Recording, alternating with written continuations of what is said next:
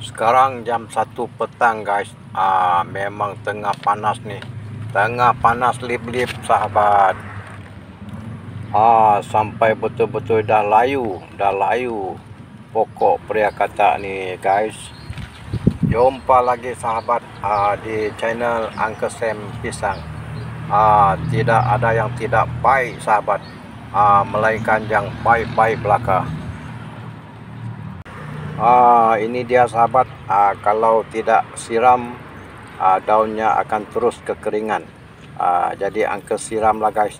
Kalau tengah panas begini sahabat, jangan anda siram dekat daun ya. Anda siram dekat bawah ni dulu. Siram dekat bawah sampai semua tanah dekat bawah ni semua basah tanah ni. Bagi dia segar dulu guys. Jangan usik dia punya daun. Lepas anda siram dekat bawah dekat tanah tu sahabat, anda tinggal beberapa lama,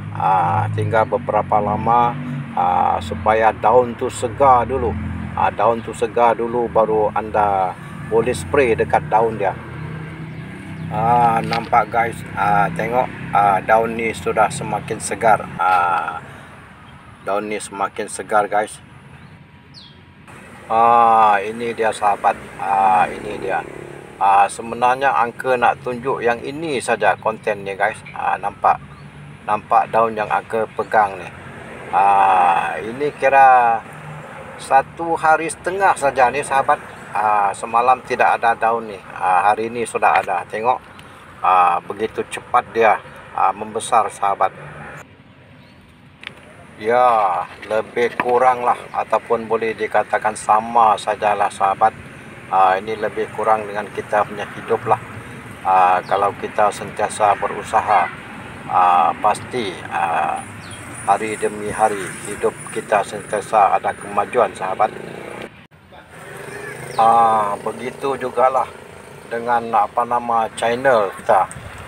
Kalau setiap hari kita upload video, kita berinteraksi dengan baik, pasti channel kita akan melonjak dan dia boleh